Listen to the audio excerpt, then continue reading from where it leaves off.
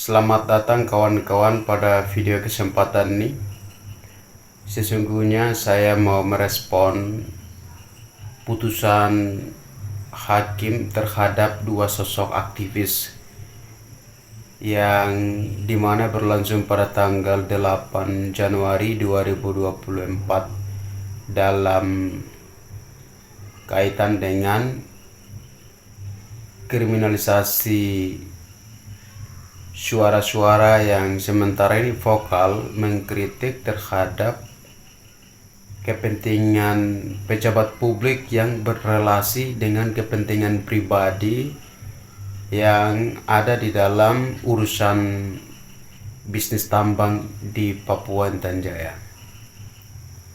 Dua sosok aktivis ini diarahkan dalam proses hukum ketika mereka mengekspos dalam satu video pada channel pribadinya Bung Haris, di mana mereka membincangkan tentang hasil temuan riset dari koalisi organisasi masyarakat sipil yang di dalamnya sekitar 9 organisasi ya. Nah, temuan itu mereka menceritakan ternyata ada relasi dengan sosok pejabat publik yang disebutkan melalui channel itu adalah Lord Luhut. Luhut ini kebetulan dia menjadi koordinator Menteri Investasi dan Kemaritiman.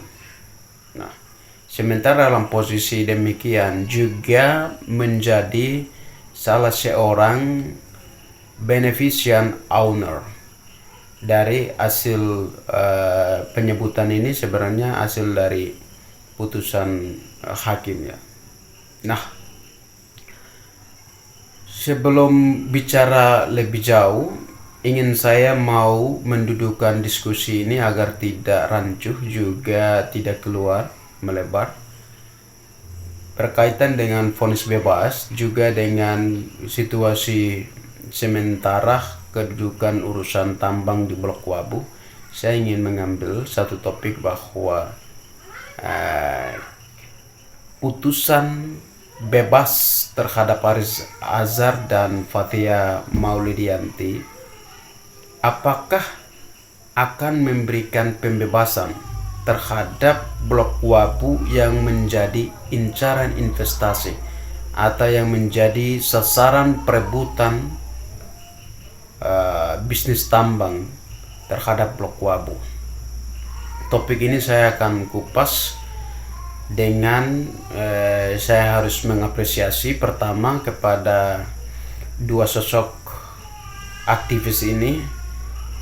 Apresiasi ini terutama ketika saya melihat mereka punya nyali yang tak tertandingi dengan ancaman-ancaman sebenarnya, karena proses hukum itu bentuk juga dari ancaman terhadap kebebasan berpikir, berekspresi, dan berpendapat terhadap dua sosok aktivis ini yang berani menyuarakan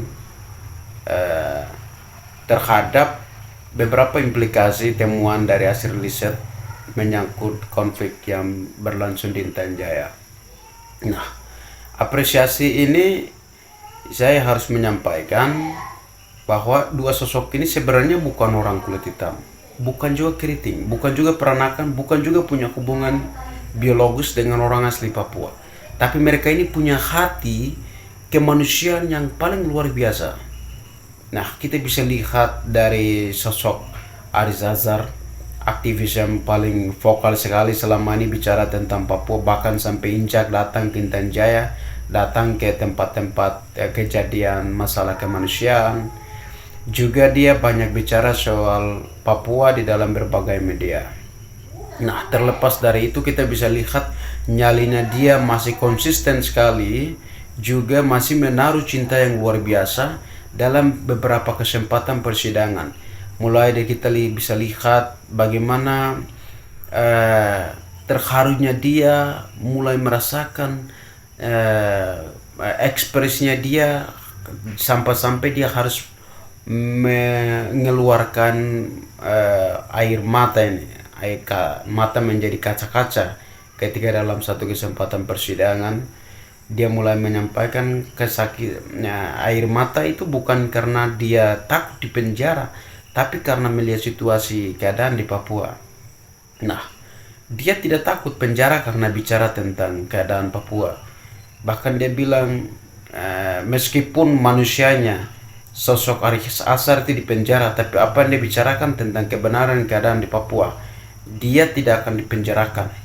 Ini artinya dia sangat berani sekali juga merelakan pribadinya dia untuk membelah terhadap orang Papua. Tidak ada cinta yang lebih besar, luar biasa sosok Aris Azhar ini saya temukan terhadap orang non Papua yang ada di Indonesia. Apalagi soal Luhut Binsar Panjaitan, dia punya hati apa terhadap orang Papua? Tidak ada, dia hanya punya kepentingan di soal kekayaan di sini. Nah, sehingga saya sangat sekali apresiasi mendalam dalam kesempatan ini dengan topik yang tadi saya rekonstruksi. Sebenarnya yang saya usung itu sebenarnya saya ingin menempatkan sosok aktivis dua ini sebagai ikon, juga sebagai simbol ekspresi dari apa yang selama ini orang asli Papua merasakan, orang Intan Jaya merasakan dalam konteks dengan konflik berkepanjangan di Intan Jaya, yang memiliki motif di balik konflik adalah Blok Wabu. Nah, saya akan menempatkan mereka ini untuk mengupas tentang topik tadi. Nah, oleh karena itu saya juga turut menyampaikan melalui ini selamat untuk kemenangan seluruh masyarakat sipil, solidaritas yang sudah terbangun mulai dari Papua sampai ke Indonesia dan luar negeri. Luar biasa. Secara pribadi juga mewakili kawan-kawan aktivis Amnesty, kawan-kawan aktivis yang ada di Papua, menyampaikan selamat kemenangan yang luar biasa. Selama ini sebenarnya kita terus dipenjarakan. Nah, berbagai kebijakan ini telah berpihak kepada kelompok-kelompok yang berkuasa, tapi ketika solidaritas mulai sama-sama mengawal dan berkekuatan untuk melawan, ternyata kita bisa mendapatkan kemenangan. Nah, ini kemudian kembali kepada topik pembicaraan. Apakah kalau sudah dibebaskan sosok aktivis dua ini ketika bicara tentang Blok Wabu, itu juga akan memberikan kebebasan terhadap Blok Wabu? Nah, kembali lagi saya ingin menyampaikan ini kenapa penting diusung topik ini, karena meskipun 2 tahun belakangan termasuk dengan tahun baru ini menyangkut dengan isu Blok Wabu itu mulai reda, terlihatnya macam sunyi, sudah mulai tidak ada. Tetapi di balik kesunyian ternyata ada masih upaya-upaya itu dilakukan untuk bagaimana rencana tambang lanjutan di Blok Wabu itu digolkan. Nah, ini mulai saya temukan melalui diskusi dengan kawan-kawan beberapa kesempatan. Dan ternyata itu bisa dilakukan. Kenapa jeda ini bisa terjadi? Pertama, karena wilayah Blok Wabu, keberadaannya wilayah kekuasaan administrasi pemerintahan itu masih dalam proses transisi. Artinya sebelumnya Blok Wabu itu ada di bawah pemerintahan Provinsi Papua. Tetapi 1-2 tahun belakang itu administrasinya mengalami perubahan menuju ke Provinsi Papua Tengah. Nah, kita tidak bisa menyembunyikan adanya motif kenapa wilayah Papua Tengah itu dipisahkan menjadi satu provinsi khusus. Juga tidak terlepas dari kepentingan soal tambang Blok Wabu. Memang tidak begitu nampak di mata, tetapi ada indikasi-indikasi yang saya analisis. Pertama, misalnya seluruh pembangunan di wilayah Papua Tengah itu tidak akan pernah lepas dari sumbangsi investor-investor. Investornya mereka dapat di mana? Mereka dapat dari hasil pengerukan. Nah, mereka kasih. Mereka juga, pemerintah Provinsi Papua juga akan mendapatkan biaya dari pajak-pajak. Pajak-pajaknya di mana? Juga kembali ke perusahaan tambang. Papua Tengah ini tanah terkaya. Tanah terkaya dari seluruh Indonesia, saya pikir. Karena kandungan tambangnya yang terdapat, itu juga bisa menjadi satu alasan kenapa Papua Tengah dipisahkan menjadi provinsi tersendiri. Karena kalau kita lihat dari duduk, misalnya urusan pembentukan daerah otonomi baru, urusan pembentukan provinsi, ini semua diatur dalam undang-undang, dan saya pikir kalau kembali ini konteksnya lain. Tapi ini menjadi kenapa dialasankan membangun satu provinsi baru. Nah, inilah kemudian di jeda waktu hampir 2 tahun belakangan ini diam. Tapi kemudian di balik diam tetap upaya-upaya dilakukan. Nah, sampai setelah pemekaran dilakukan, yang jelas Blok Wabu itu menjadi agenda utama, harus dilakukan proses bisnis tambang selanjutnya. Nah, siapa yang akan masuk ke sana? Ya, dalam wacana kita kembali, yang akan menjadi operator tambang di sana itu adalah PT Antam, menghantam Antam terhadap Blok Wabu. Dia siap menghantam karena perusahaannya juga Antam. Jadi begitu. Jadi kembali lagi, ini ada upaya yang akan sedang melakukan dalam posisi Intan Jaya yang konfliknya masih berkecamuk. Nah, apakah ini akan diselesaikan tentang Blok Wabu? Kenapa ini terus dilakukan? Padahal kasus mengenai Blok Wabu itu masih ada berhubungan juga dengan laporan yang tadi, di mana Luhut Binsar Panjaitan melalui pelapornya itu mulai laporkan soal Aris dan Fathia. Aris dan Fathia ini bicara tentang Blok Wabu yang di dalamnya ditemukan oleh riset tadi, hasil riset ekonomi politik penempatan militer, kasusnya Intan Jaya. Itu di dalam implikasi punya relasi dengan pejabat publik dari Luhut Binsar Panjaitan juga. Nah, juga di dalam itu disebutkan ada kelompok-kelompok, maksudnya kelompok yang dimaksudkan ini adalah penguasa ya. Penguasa dalam kaitan dengan yang memiliki struktur di dalam sistem pemerintahan disebutkan sebagai elit ya. Juga sebagai elit-elit perusahaan, misalnya yang menjadi komisaris, direksi, direktur, direksi kayak itu juga di dalam temuan itu menunjukkan bahwa mereka ada banyak dari purnawirawan juga dengan badan intelijen yang masih aktif sekalipun masih ada di dalam itu. Nah, ini masih dilakukan upaya-upaya. Kenapa bisa upaya-upaya ini masih dilakukan? Selain dari upaya diam, bisa juga kita lihat konflik ini masih berlangsung di Intan Jaya. Konflik belum selesai. Belum selesai dengan pendekatan operasi militer yang sudah dilakukan oleh negara.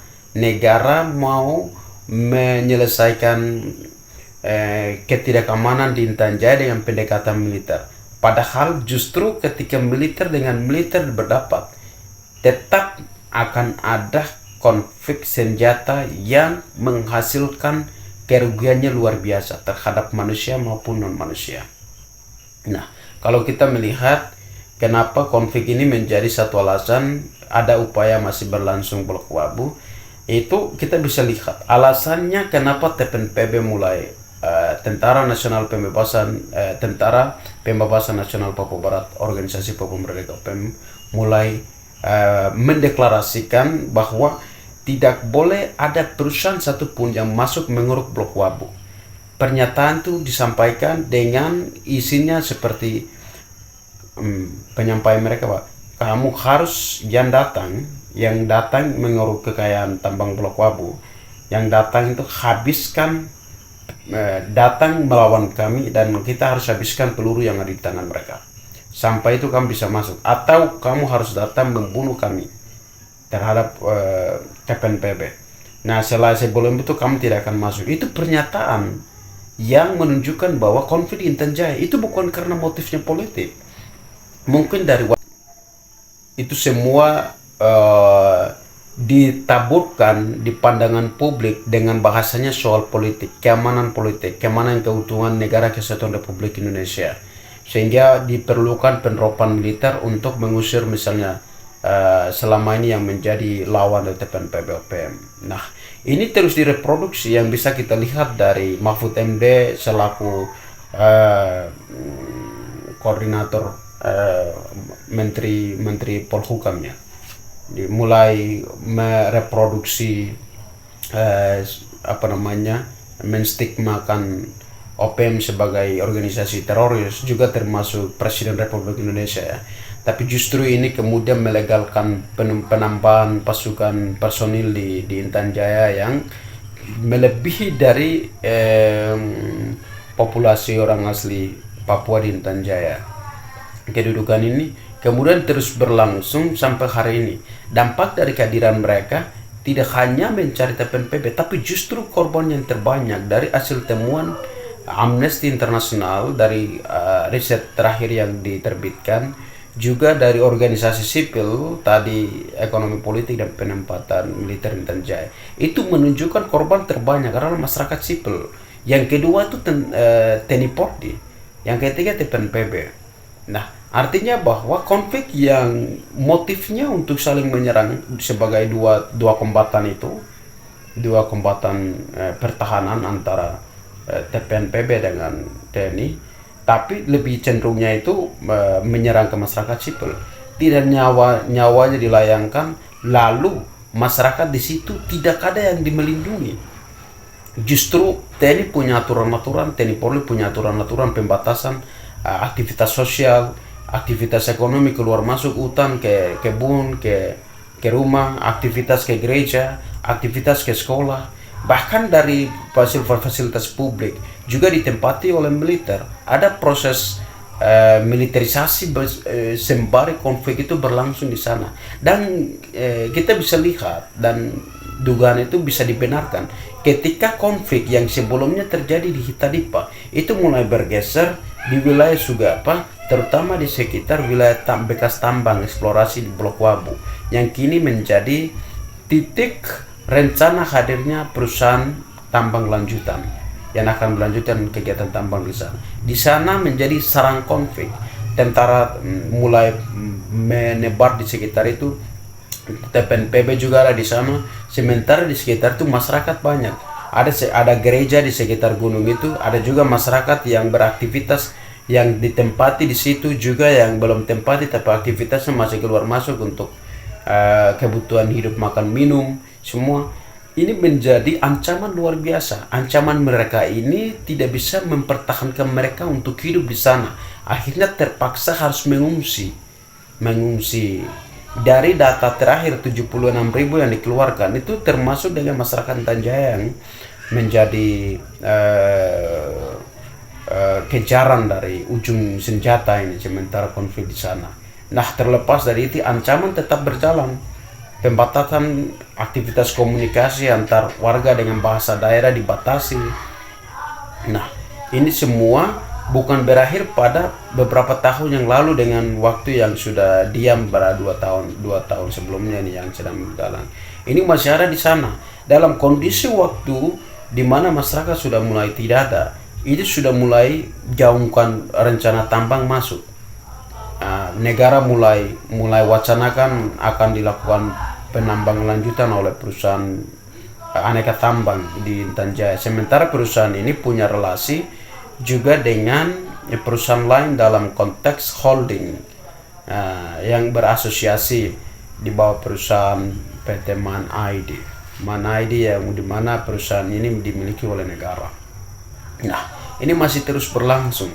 Padahal sementara hasil riset itu belum dipersoalkan. Kita kembali ke tadi soal Haris Azhar yang Fathia, yang mereka mempersoalkan mengangkat isu melalui channel pribadinya yang dikriminalisasi. Sementara hasil riset itu tidak dipersoalkan oleh negara, oleh pihak-pihak yang berwajib. Ini bukan binatang yang hari ini menjadi sasaran konflik di Intan Jaya. TNI Polri juga mati ini, dikirim-kirim oleh negara, tidak pernah ada evaluasi kebijakan pasukan, kebijakan militer yang terus menerus direproduksi oleh negara ini. Ini yang saya pikir kemarin menyangkut dengan Fathia dengan Arza Azhar diproses melalui hukum. Itu pun salah satu bentuk upaya untuk pembungkaman terhadap hasil selain dari kebebasan berekspresi, tetapi juga hasil yang sudah diterbitkan dari koalisi organisasi tadi. Nah, yang sudah terbitkan implikasi menyangkut dengan ada relasi pejabat publik dengan bisnis-bisnis. Nah, dan proses ini bagi saya, bagi kami orang Papua yang hari ini prihatin dan sakit hati terus menerus, tidak boleh biarkan kalau proses hukum Arza Azhar dan Fathia sampai diselesaikan. Kenapa temuan-temuan di dalam hasil riset itu tidak dipersoalkan? Ya, negara ini, kita mengakui bahwa negara ini punya hukum-hukum yang jadi panglima untuk menuntaskan seluruh persoalan.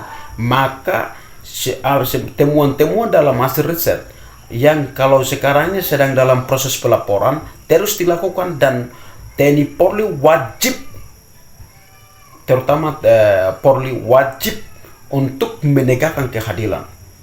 Harus pelaporan itu dilakukan sampai tuntas sesuai dengan prosedur hukum yang ada. Tidak boleh satu disembunyikan, satu diperlakukan dengan proses hukum. Ya, ini bentuk praktek kebijakan seperti apa ini? Harus seadil-adil untuk penegakan hukum. Harus ada supremasi hukum yang memastikan keadilan bagi semua masyarakat, warga masyarakat di negara ini. Oleh karena itu, dari rencana tambang Blok Wabu ini akan mulai ada beriringan juga dengan pemekaran yang sudah terjadi dari beberapa waktu sebelumnya setelah pemekaran, karena sementara ini PLT Gubernur, dan mendapat informasi sementara ini juga ada upaya-upaya dilakukan dengan PLT Gubernur dengan koroni-koroninya yang rencana mau masuk untuk lakukan kegiatan tambang lanjutan di Intan Jaya.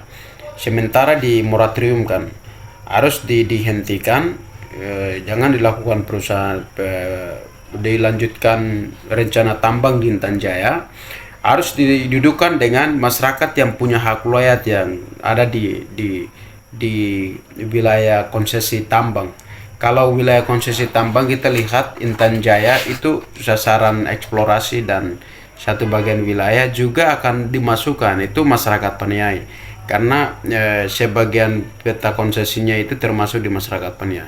Oleh karena itu masyarakat ini yang harus didudukkan, bicara secara dialogis, dialog yang tidak ada implikasi dan dipastikan adanya unsur-unsur paksaan, intimidasi, ancaman dan lain-lain.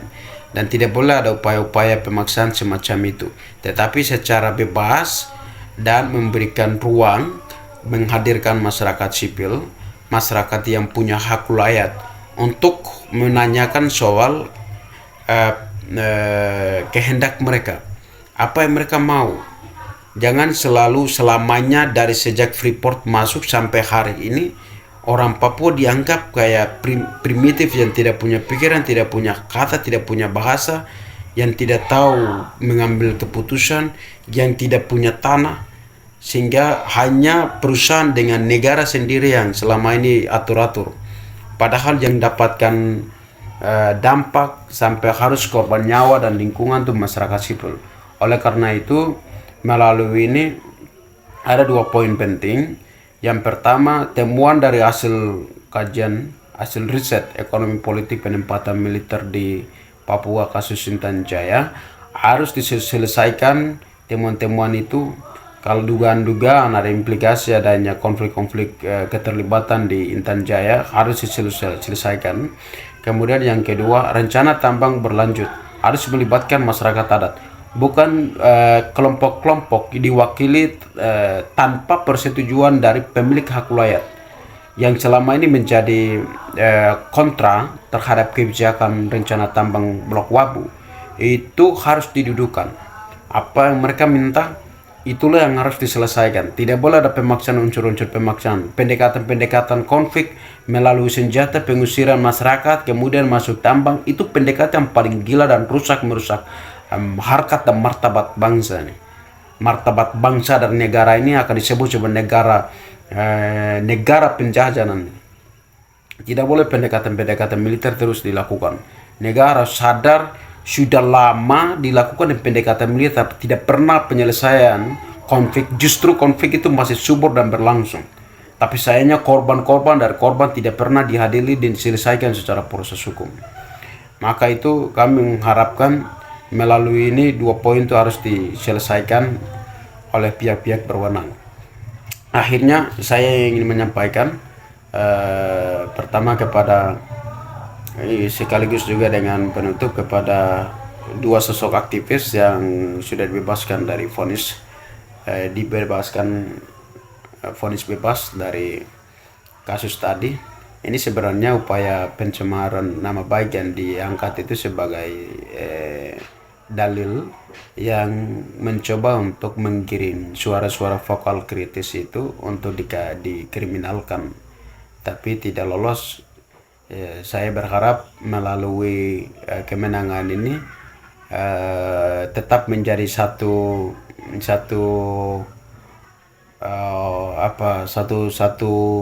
energi baru yang akan terus memupuk semangat bersuara tentang keadaan Papua, terus menerus berkobar-kobar di dalam sosok aktivis Bung Haris Azhar juga dengan Fathia. Kalian berdua adalah alat penerjemah dari pikiran, perasaan, keadaan yang selama ini negara melupakan, yang selama ini aktor-aktor yang untung dari konflik ini melupakan, tetapi telah berhasil menjernihkan, menggaungkan, semakin meluaskan. Dan itu yang saya sampaikan. Yang kedua, terima kasih juga kepada koalisi organisasi sipil yang sudah meriset tentang Intan Jaya dan konflik di Papua. Itu akhirnya solidaritas dari kami sampaikan. Selamat bersolidaritas dan kawan-kawan semua, siapa saja di mana saja. Kasus-kasus seperti Aris dan Fathia ini pasti kita akan terus mengalami dan menghadapi ke depan, tetapi solidaritas kita menjadi senjata kita bersama untuk melawan kezaliman, kekuatan-kekuatan besar yang hanya mencari keuntungan mereka tapi menghancurkan kehidupan masyarakat sipil. Tuhan, alam, Allah, para leluhur memberkati kita semua, terutama Haris dan Fathia. Tetap bersuara untuk kaum yang tak bersuara. Orang Papua bersama kalian. Terima kasih.